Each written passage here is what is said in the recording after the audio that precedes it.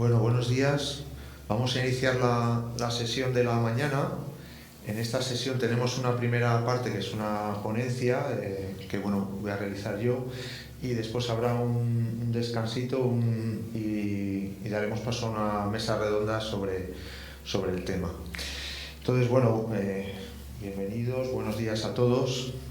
Y bueno, ayer hubo un repaso general de lo que era la problemática de las aves en los medios agrícolas, del papel que tenían los investigadores, que tenían los gestores, la administración en la gestión de estos sistemas, y distintos especialistas hicieron repaso de los distintos agrosistemas o los principales agrosistemas que hay en la península ibérica, viendo la problemática que tienen las estepas cerealistas, las dehesas, los olivares, los arrozales.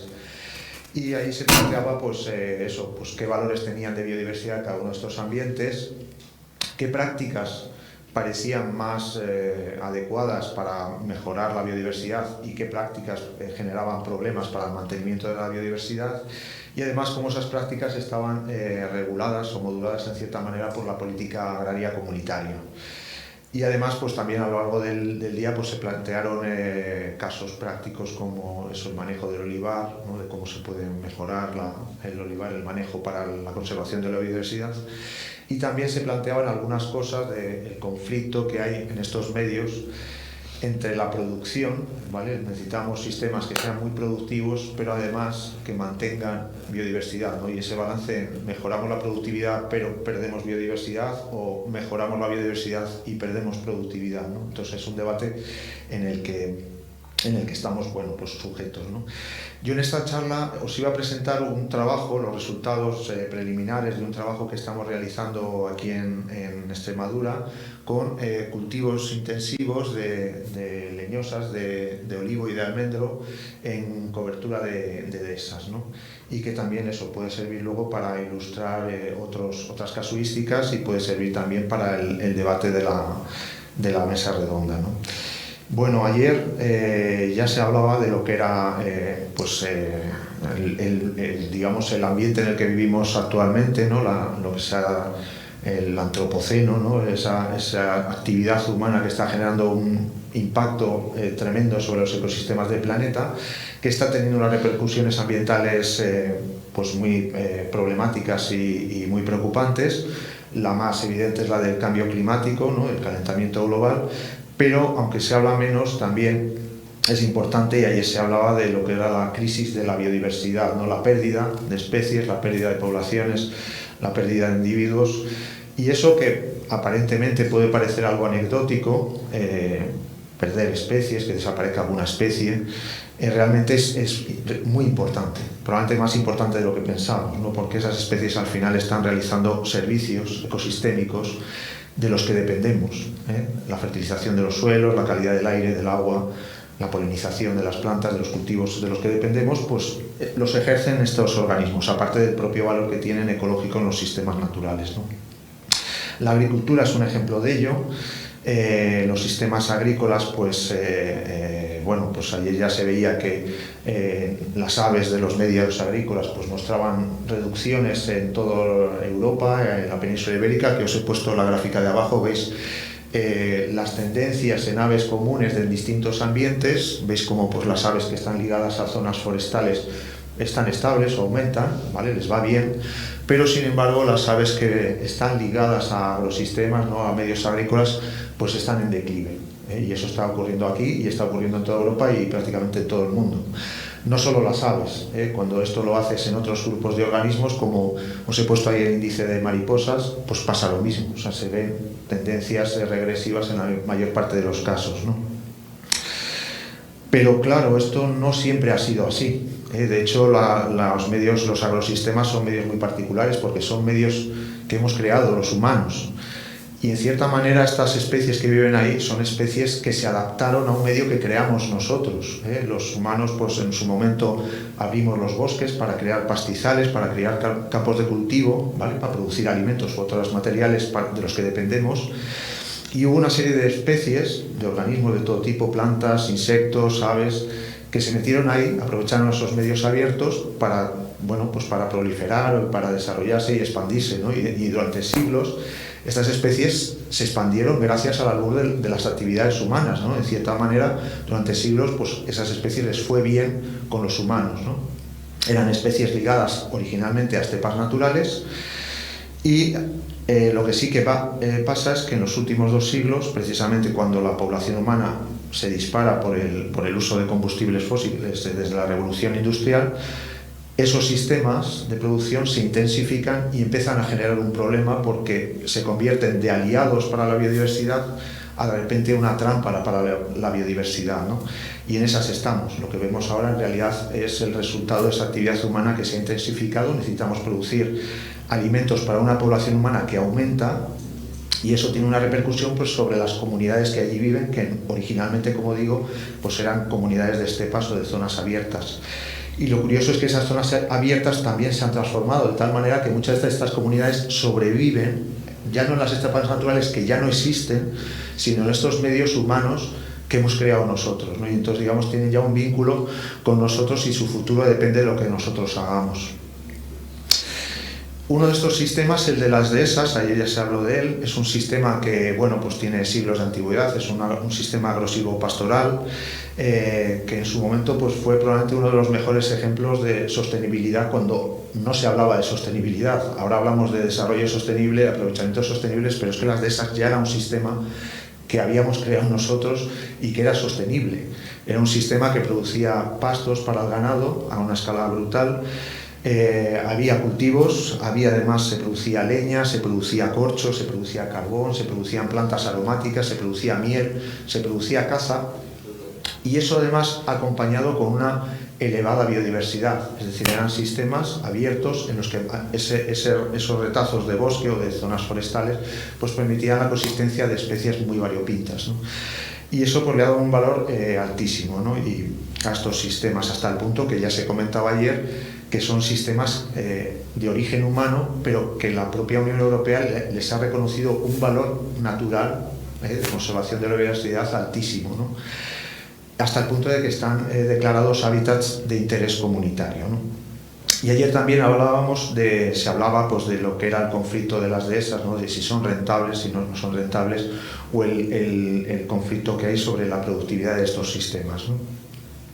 Bueno, como os he dicho, las dehesas es un tipo de hábitat de interés comunitario que se corresponde con esos paisajes de cultivos, tierras de pastos o matorral que en justaposición o rotación están sombreados por un dosel arborescente mesomediterráneo, ¿no? Y bueno, pues crea un paisaje muy particular.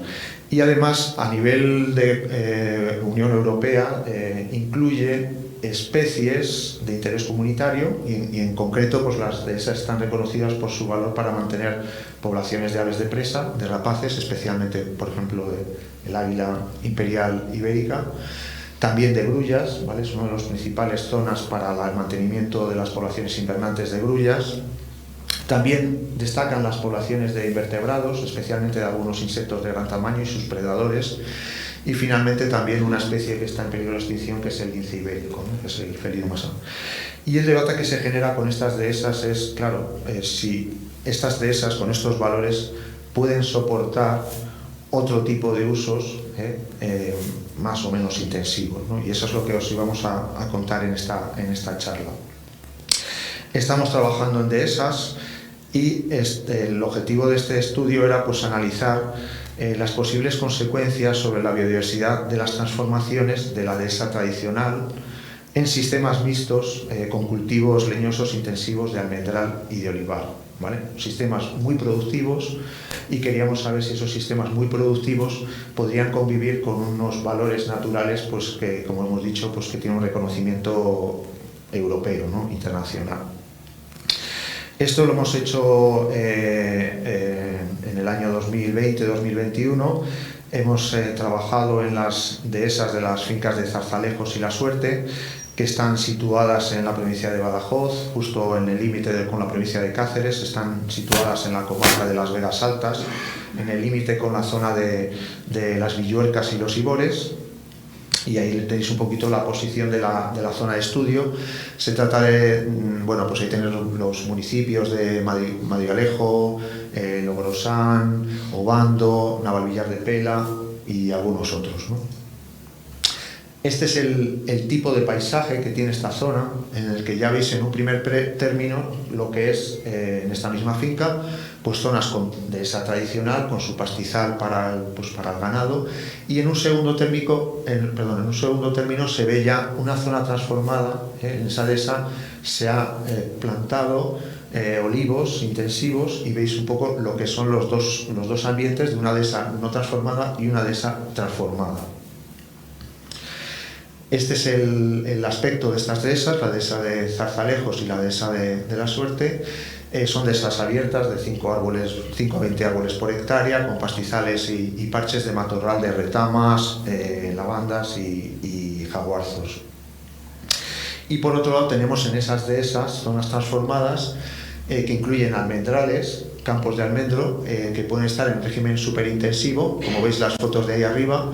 Estamos hablando de zonas con más de 1.500, 1.800 pies por hectárea, con árboles situados en hileras, arbolitos pequeños de 1,5 metros, 2 metros de altura, y abajo veis los almendrales intensivos, que ya, digamos, hay una separación un poquito mayor entre los árboles. Los árboles alcanzan ya más porte, pueden alcanzar los más de 3 metros, 4 o 5 metros de altura. Lo interesante de estas zonas no solo es que se hayan transformado a sistemas intensivos, sino que además tienen una especie de cultivo ecológico, ¿no? Por ejemplo, mantienen el abono foliar, pesticidas ecológicos, utilizan pilietrinas, el polisulfuro de calcio. Se hace siembra también directa de las calles con leguminosas y aromáticas, y esto permite que haya una cierta cobertura de herbáceas durante todo el año, ¿no? Además, los árboles tienen riego por goteo con tuberías, y eso también le da unas características de humedad al suelo y al terreno pues especiales. Este es el aspecto de los olivares. Hemos visto los almendrales, los campos de almendros, y este es el aspecto de los olivares de estas fincas, ¿no? Hay olivares superinintensivos, en superintensivo, veis ahí, zonas de setos, de hileras de olivo, mezclados con las encinas o los alcornoques, pues más de 1.400 pies por hectárea, altamente productivos. Se producen ahí pues millones de kilos de aceituna todos los años. Y con ese aspecto, veis la foto de la derecha es en primavera, la foto de la izquierda es en invierno, para que viesen la diferencia de estos ambientes pues en una estación u otra, ¿no? Y abajo tenéis unas imágenes de las parcelas en intensivo, que reducen mucho el número de pies por hectárea, 250 pies por hectárea, y ya los árboles tienen más porte, ¿no? Hasta 5 o 6 metros de altura. Bueno, aquí, lógicamente, lo que yo os voy a contar del trabajo que hemos hecho, me gustaría mucho ilustrar el aspecto que tienen estos sitios, ¿vale? Porque vais a ver luego esto, aun siendo sistemas hiperproductivos, altamente productivos, fijaros el aspecto que tiene esto en primavera, ¿vale? Que eso va a explicar luego algunos de los resultados que hemos obtenido en estos ambientes, ¿no? Esto es una zona de almendros en intensivo en primavera, ¿veis? Bueno, pues que tiene una cierta naturalidad, bueno, unas condiciones extraordinarias. Esto es en superintensivo. Esto es la dehesa olivar también en intensivo, y esto es la dehesa olivar en superintensivo en primavera, ¿eh? Ya veis pues el desarrollo de herbáceas y de flores que tiene la zona.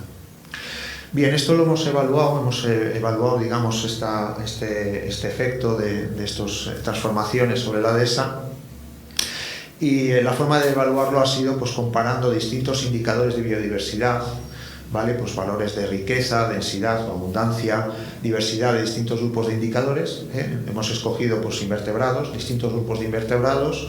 Hemos escogido orpetofauna, fundamentalmente anfibios, porque de reptiles había densidades muy bajitas en general, incluso en las dehesas naturales.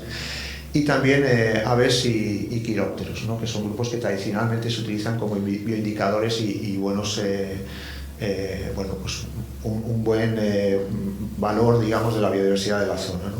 Esto lo hemos comparado en zonas transformadas, de dehesa, almendral intensivo, olivar intensivo, olivar superintensivo, con áreas no transformadas de las mismas dehesas o de dehesas adyacentes, ¿no?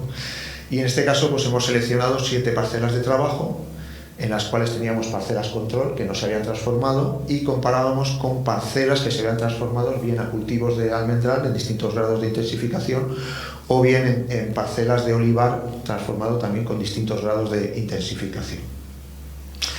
En la forma de evaluar la biodiversidad pues hemos hecho transectos de censo. En cada una de las parcelas pues hemos realizado recorridos a pie de 300 metros de longitud, un mínimo de 3 recorridos de 300 metros en cada una de las parcelas. Esto se ha repetido todas las estaciones del año. Estos censos se hacían a primeras horas de la mañana, en el caso de las aves. Estos censos se repetían luego al mediodía para censar insectos aéreos, fundamentalmente lepidópteros, mariposas y libélulas o donatos. Y luego se repetían también durante la noche para ver la actividad de anfibios. Hemos hecho también estaciones de muestreo, en este caso pues estaciones nocturnas en cada una de las parcelas de estudio, pues y cada una de las estaciones del año. Hemos realizado pues 3 estaciones de 10 minutos de duración a primeras horas de la noche empleando un detector de ultrasonidos, ¿vale? Estos son estaciones para muestrear quirópteros, murciélagos. Hemos trabajado con detectores de ultrasonidos, que es probablemente de las mejores maneras de evaluar pues, la quiropterofauna que hay en una zona. En concreto pues, hemos utilizado pues, estos modelos, y con los grupos, pues, sabéis que el análisis de ultrasonidos para la identificación de especies, cada especie de murciélago emite en unas frecuencias, en unas dinámicas distintas. Algunas son muy fáciles de reconocer con el detector, pero hay grupos de especies como miotis, como murciélagos ratoneros, pipistelos, que necesitan un análisis posterior de los sonogramas para una identificación correcta. Hemos realizado también estaciones de trampeo para evaluar pues, los invertebrados epígeos, los invertebrados que viven en el suelo. En cada una de las parcelas pues, hemos instalado líneas de trampas de caída, de trampas pivot, que veis ahí pues, son vasos de plástico enterrados en el suelo rellenos parcialmente de agua y con una solución jabonosa pues, para los insectos que van andando en el suelo, caen y se quedan ahí fijados en el vaso, ¿no? Pues ahí veis una araña, una segestria en un vaso, y esto luego se retira, son 15 trampas en cada una de las líneas, 2 líneas en cada una de las parcelas, y esto se ha repetido las 4 estaciones. Es decir, en cada sesión de muestreo teníamos más de 200 pitfall funcionando simultáneamente durante 3 noches seguidas, y esto luego pues, se recogía y se analizaba ya en laboratorio y se identificaban los taxones al máximo nivel posible.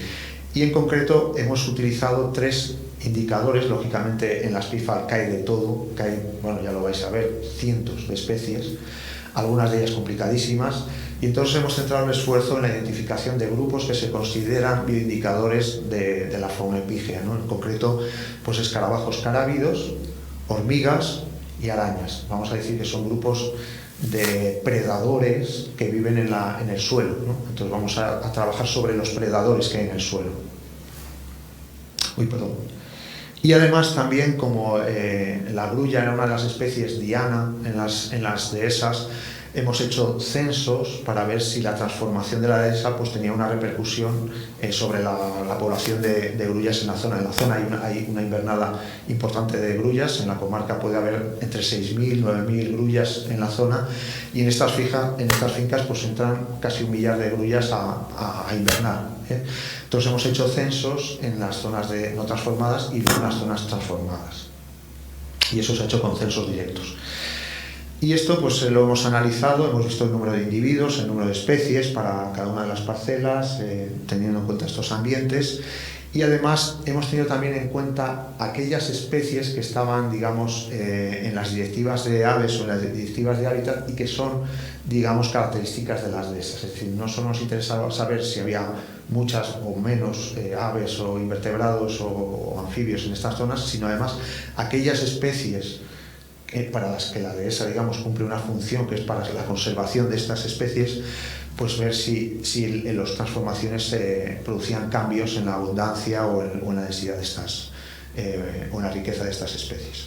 Y bueno, para los análisis se han utilizado modelos lineales generalizados utilizando el programa de estadística versión 12.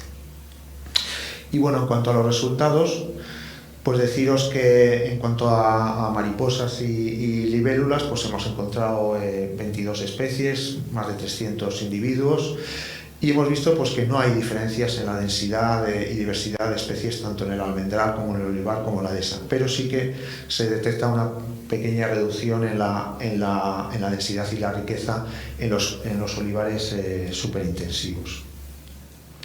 En cuanto a invertebrados epígeos, hemos capturado pues, más de 13.000 individuos, aproximadamente unos 400 y pico taxones distintos, y de los tres grupos, digamos, bioindicadores carábidos, pues veis que hemos casi 800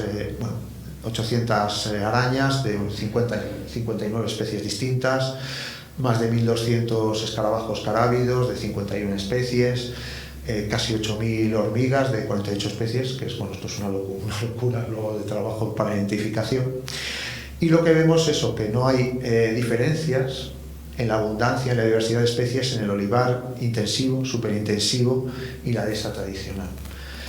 Sí que hay mayor riqueza y abundancia de escarabajos carábidos en la dehesa y en el almendral, y sin embargo las hormigas son también muy ricas, digamos, hay diversidad de especies y abundancia en olivares y en dehesa tradicional, ¿vale? O sea que grupos distintos tienen resultados distintos, pero en general los resultados pues, son bastante equiparables entre unos grupos y otros entre las zonas transformadas y las no transformadas.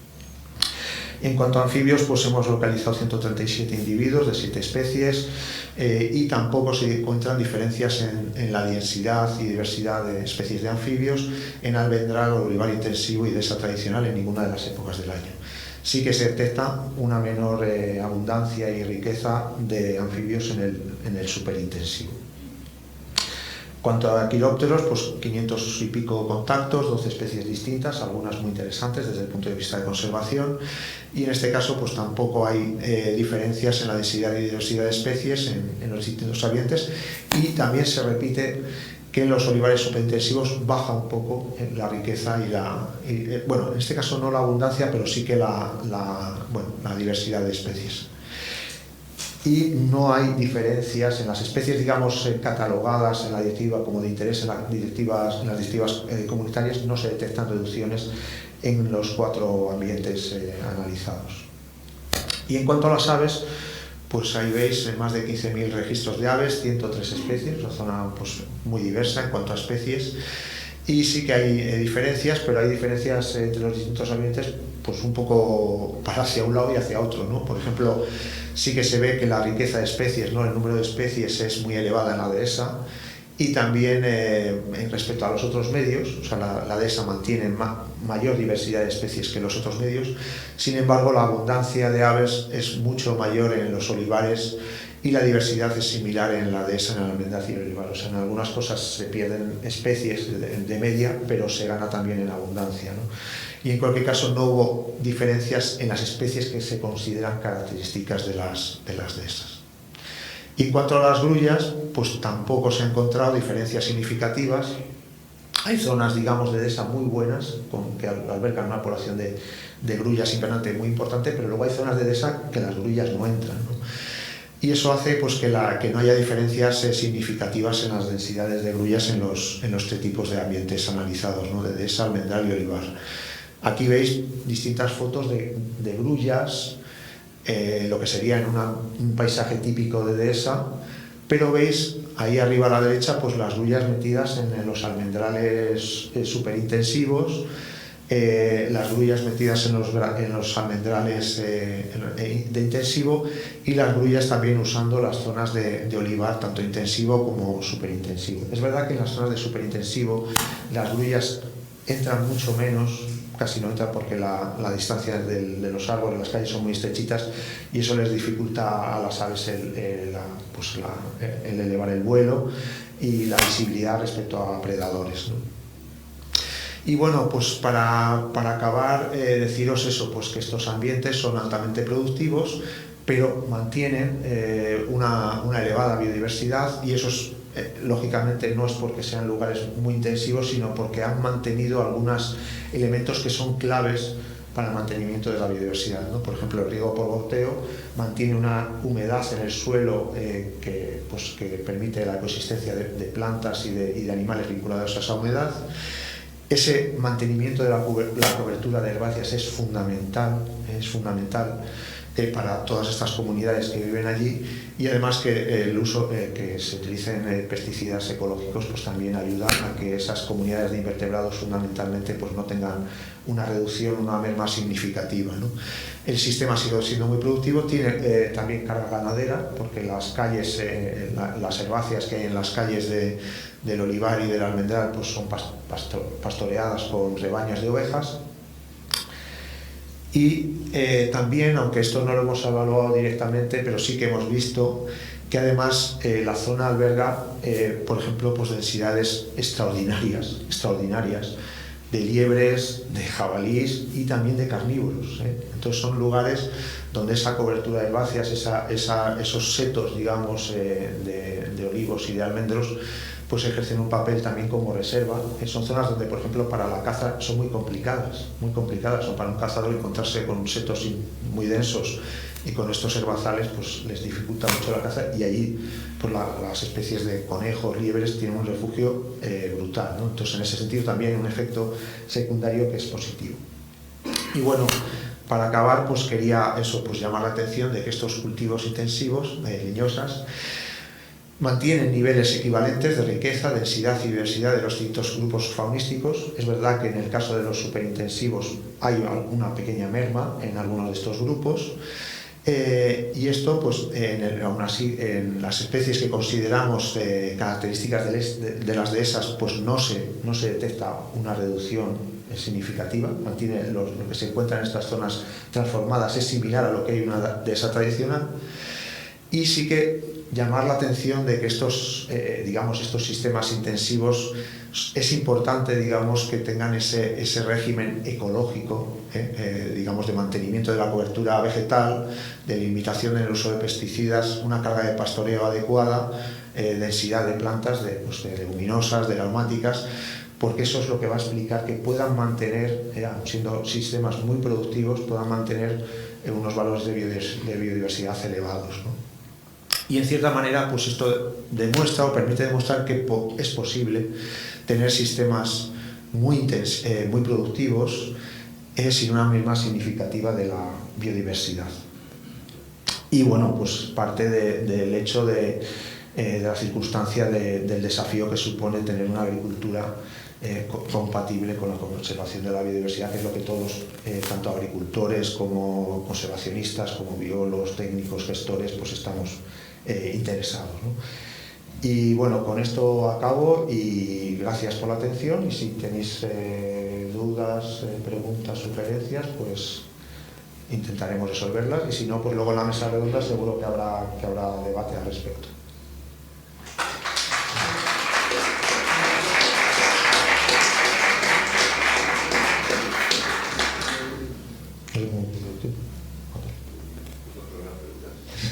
Venga, vengo yo de moderador.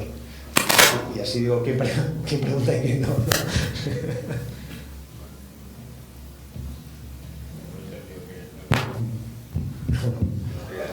A ver. Ya que estamos haciendo preguntas, ¿te han sorprendido los resultados? Pues sí, porque lógicamente cuando se habla de sistemas intensivos hay un cierto prejuicio de decir, vale, normalmente asociamos a sistemas intensivos con sistemas muy nocivos para el medio ambiente, ¿no? Entonces cuando uno se enfrenta a estos lugares y ve el paisaje que hay y lo que uno encuentra cuando se pone a hacer los muestreos, dices, joder, pues no, desde luego no me lo esperaba, y me ha sorprendido gratamente, ¿sí? O sea, tengo que decir que es grato encontrarse estos resultados, sí.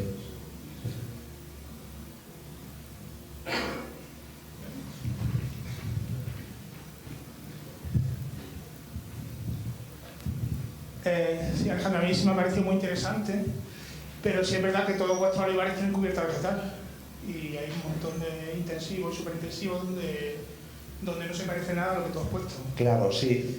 O sea, por eso he hecho hincapié de que el hecho de que sea intensivo no es suficiente. O sea, que sí, luego... productivo. De hecho, me gustaría que todos los olivares... Claro, que tiene que haber algo más, sí. Y luego una pregunta más de eso. ¿Habéis hecho un análisis comparando las comunidades de olivares, digamos, la comunidad invernante con la comunidad... ¿Cómo en primavera lo utilizan como zona de alimentación o también como zona de reproducción? Como zona de reproducción buenísima, sí, porque eso mantiene arbolado, entonces ese mismo, por un lado el arbolado mantiene parte de las, digamos, las comunidades forestales, pero luego estas zonas pensad que no se manejan hasta la cosecha, que es a final del verano o en el otoño. Entonces, claro, para la reproducción tienes unas zonas verdes, densas, con una cobertura vegetal llenas de leguminosas, llenas de compuestas, que eso es la bomba. Y luego, en cuanto a la invernada, es que, por ejemplo, claro, la producción de olivas, o sea, es verdad que se recogen millones de kilos de olivas, pero es que lo que queda en la parte baja de los olivos o en el suelo es brutal. Entonces tú te das un paseo por el olivar en el otoño y el invierno y lo que tienes de zorzales, currucas, petirrojos, palomas y tal es... Nosotros estamos haciendo algo parecido en un proyecto y estamos comparando esos superintensivos con tradicionales que hemos empezado este invierno, y es verdad que en invierno hay muy poca diferencia, como tú dices, porque la invernada de zorzales, currucas es brutal, pero sí que estamos encontrando mucha diferencia en primavera, porque los olivares que estamos monitoreando, pues la mayoría no tienen cubierta. Claro, por eso digo que ese es un aspecto probablemente muy importante. O sea, el cómo se haga el cultivo intensivo es importante. Y de hecho yo creo que abre puertas a decir, bueno, cómo sistemas intensivos pueden mantener, digamos, esos niveles altos de biodiversidad, ¿no? Que es el gran reto. Sí. O sea, si la experiencia como esta es proponer ahora, digamos, medidas de gestión de olivares, es decir, pues hagan bien los cultivos, pero mantengan un elemento como estos. Sí. Y luego eso, hay que pensar que estos son sistemas muy rentables económicamente. Ayer hablábamos de dar un precio al aceite para compensar eso, pero es que estos son sistemas que probablemente no les hace falta porque ya, o sea, es que desde el punto de vista económico seguramente se podrían dar las cifras, pero que son muy rentables. En cantidad de aceituna, no sé si luego en rendimiento, pero por lo menos en volumen sí es verdad que sacan. Gracias, Alejandro. Bueno, la charla ha sido muy interesante, la verdad me ha gustado mucho. Iba a empezar por una pregunta como la que acaba de hacer. Si tenéis, digamos, cifras de comparación con otros olivares superintensivos que están manejados de forma en cuanto a producción o rentabilidad. Sí, esa, digamos, es una parte que se puede hacer ahora en una segunda fase, porque en un principio era una primera aproximación a ver qué ocurría, ¿no? Pero lógicamente esto tiene más flecos, ¿no? Una de ellas es el tema económico, otra es meter en ese gradiente, o sea, no solo de esa no transformada con zonas intensivas, sino también zonas intensivas que no tienen todas estas cosas, claro. Entonces tienes el gradiente de decir, vale, he visto, digamos, la parte buena, digamos, de la intensificación. Eso sería clave, ¿no? Le faltaría a lo mejor la otra pata de decir, bueno, ¿y qué pasa cuando se da sin cubierta vegetal, cuando no se hace todo este tipo de cosas? Y luego quería preguntaros sobre porque nosotros ha sido un par de TFMs que hemos hecho en olivares clásicos, no como también las tres grandes categorías de gestión del olivar en Toledo y cerca de Madrid. La idea era trabajar en época de reproducción, pero fue durante el confinamiento y bueno, se retrasaron las cosas y lo tuvimos que hacer en invierno, ¿no? Y pasa un poco lo que él ha comentado, pero también encontramos diferencias en cuanto a cuando analizas por grupos, digamos, funcionales. Bueno, en nuestro caso fue una cosa muy básica de tipo de dieta en las aves. Sí que observamos diferencias, por ejemplo, es verdad que el olivar superintensivo no ha arrojado diferencias de abundancia con otras zonas, incluido el tradicional, pero cuando entrabas a mirar qué especies que de qué se alimentaban las especies que había ahí, sí que... Sí, lógicamente, o sea, tú transformas una zona de dehesa con pastizales de repente a un cultivo de fruta, digamos. Entonces, claro, los frugívoros, pues es como decir, ostras, ha llegado al paraíso, ¿no? Mientras que a lo mejor especies de zonas mucho más abiertas, o sea, que tienen unos requerimientos de áreas abiertas mucho más, pues más específicos y más exigentes, pues lógicamente hay especies que no entran. Pero bueno, por eso estaba muy bien también eso, comparar, pues, qué pasa cuando la distancia de calles es mayor y de repente pues entran alcaravanes, entran grullas, etcétera. ¿Qué pasa cuando la distancia entre calles es más cortita, ¿no? Y eso pues permite eso, evaluar quién se beneficia y hasta qué punto unas especies entran o no entran, ¿no? Y luego hay una cosa muy interesante, me parece a mí, ¿no?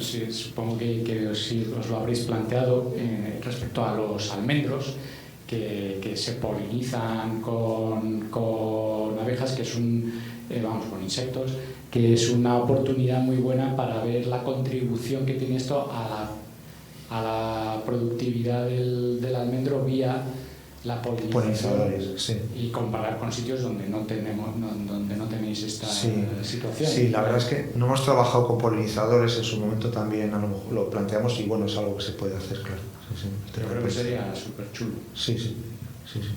Sí, va un poco también eso en la línea de, pues es un espejo también de lo que hacían ayer con los olivares el equipo de Rubén, ¿no?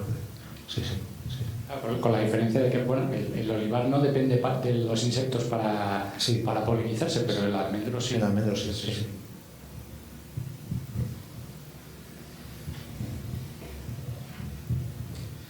Bueno, creo que se oye.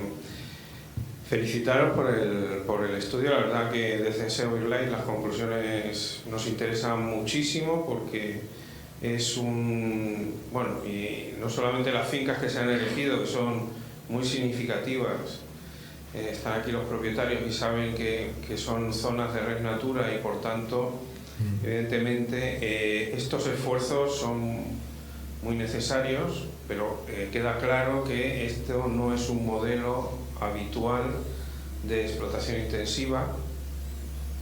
Lo que sí puede ser es un modelo recomendable, ¿no? Claro. Por lo que se está viendo, igual hay que ajustar algunas cosas más, pero me gustaría preguntarte varias cosas que todavía no tengo claras y luego el aspecto económico creo que no lo habéis analizado. Esto es un estudio rigurosamente biológico, ¿no? Y es importante saber qué coste o qué sacrificio en el beneficio supone este modelo de gestión, porque si fuera recomendable pues podría dar lugar a una ayuda dirigida de la PAC, sobre todo en Red Natura, pero habría que calcularlo, eso quizás lo saben mejor los propietarios. Y luego me gustaría preguntar si se analizó si este tipo de explotación afectó de alguna manera a los pies de encinar que había en la zona, qué separación se mantuvo de reserva para estas encinas, digamos, sin afección.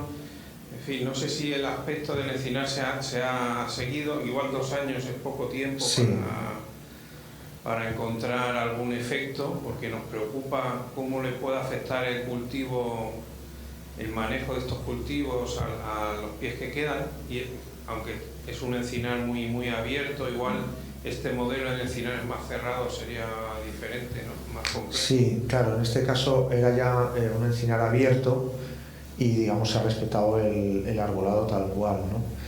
Y luego sí que se ve que el riego por goteo, claro, la humedad que se genera en el suelo es que le viene muy bien a la encina. O sea, el vigor de las encinas es muy bueno. O sea, y es una parte que, si quieres, Miguel, puedes contar algo de eso, porque es una pregunta interesante. Yo creo que hay que responder un tipo de ambiente. Lo que encontramos es que la salud de la encina, en particular frente a la seca, era significativamente mejor si estaba tenido bajo un deseo de frutales con regadíos, que si lo comparamos con la dehesa tradicional, pero obviamente hace falta más tiempo para entender por eso, pero los resultados son significativamente mejor estado de salud, lo que se refiere a la seca, si está en un ambiente como este que frente a la dehesa tradicional. Sí, son ambientes pues, que mantienen una sombra, mantienen una humedad y eso a la encina a nivel radicular pues, le viene muy bien. Otra cosa ya, lo que comentaba ayer Mario, a nivel de regeneración a 100 años o a 200 años, yo claro, ya no sé esto cómo es, pero bueno, seguramente hay formas a lo mejor de manejo, ¿no? O sea que... Una última pregunta, ¿la cobertura hubo alguna actuación, algún semillado? O es... Sí, se hace semillado. Se hace un semillado. Sí, se hace plantación directa de leguminosas y de aromáticas. ¿Y las parcelas de muestra en Dehesa, que no se habían transformado, tuvieron algún tipo de reforzamiento del pastizal? No. ¿Y de reducción del manejo, o sea, no sé, la carga ganadera si se vio afectada, porque son las mismas fincas, igual los propietarios nos pueden decir si mantuvieron la misma carga ganadera en el resto de, sí, no sé si de la finca? No tuvieron carga. Estuvieron sin carga ganadera durante el periodo. Bueno, muy interesante. Vale, no sé si queréis contar algo del tema económico o dejarlo como si queréis, si no... Vale, sí. Yo, en la misma línea que esta última intervención, yo echo de menos también el hablar sobre el número de pies de encinas que hay por hectárea, porque densidades muy bajas, digamos que el concepto de dehesa se nos queda un poco estrecho, son más bien pies dispersos. Sí. Entonces se aproxima más a un concepto de cultivo intensivo, sea el que sea, con pies dispersos de arbolado, que ojalá pudiéramos dar la vuelta y hablar de que la gente que tenga cultivos intensivos ponga árboles forestales, ¿no? Sí. A mí me cuesta entender, o no entender, sino guardar la denominación de dehesa para este sistema. Sí, vamos, yo en eso no me voy a meter. O sea, lógicamente en la Unión Europea hace una descripción de la dehesa pues muy general, ¿no? O sea, entonces, claro, hasta qué punto esto se puede llamar dehesa o no se puede llamar. O sea, de momento está dentro de la definición de dehesa tal cual está en la Unión Europea. Ya, o sea, sí, pero quiero decir que sería para uno, no sé, un tipo de dehesa muy abierta, ¿sabes? O sea, 5 pies por hectárea, 20 ya son sí, muchos pies 5 y 20, como para meter. Sí. Y también según el tipo, o sea, como ha dicho este compañero, cómo afecta esto al arbolado. O sea, no es ya el beneficio que le pueda suponer el riego, que a priori se supone bueno, no siendo excesivo, sino los trabajos de manejo del cultivo que hay requieren de dejar un ruedo alrededor del pie que supone mucha merma de superficie de cultivo. Si hay más pies por hectárea, disminuye más la superficie de cultivo. Entonces hay que buscar ahí ese equilibrio que queramos o no al agricultor pues de pesa. Vale, sí, como estoy de acuerdo.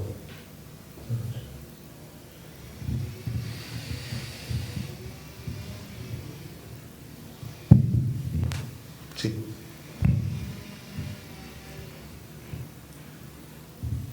Hola, buenas. No, muchas gracias, Alex, por el estudio y sin duda yo creo que se demuestra que es posible hacer las cosas de otra manera, cuidando el entorno, que es lo primero, y con un sistema productivo, ¿no? Y que es rentable y que no podemos comparar porque realmente lo tenemos todo así. O sea, es que todo está así, con las cubiertas vegetales, con las grullas, con las ovejas y bueno, y seguramente se podrían hacer las cosas mejor, sin duda. Sí. Pero que es una línea de trabajo que vamos a seguir trabajando en cuidar al máximo todo, ¿no? Ese es el objetivo que tenemos.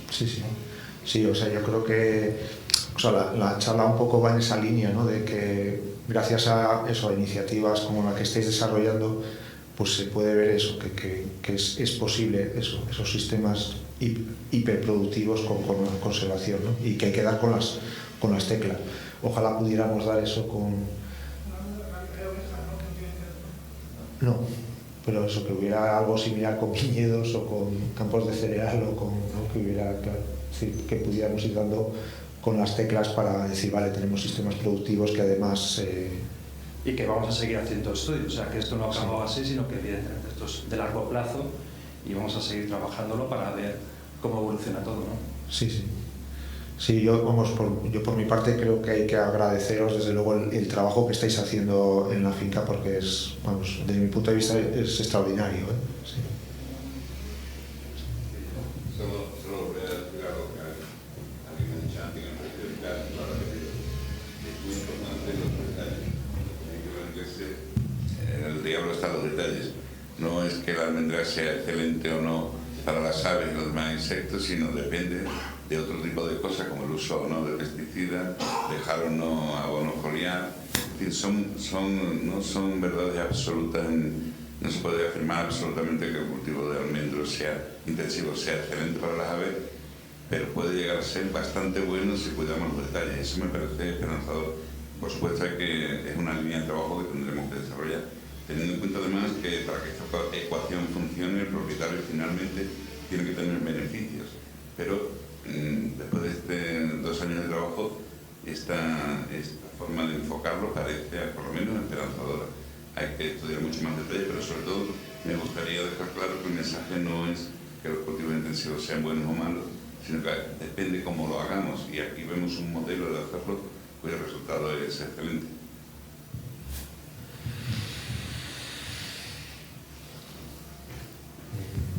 Vale, pues si no hay más preguntas o comentarios, hacemos una pausa y no sé a qué hora hay que...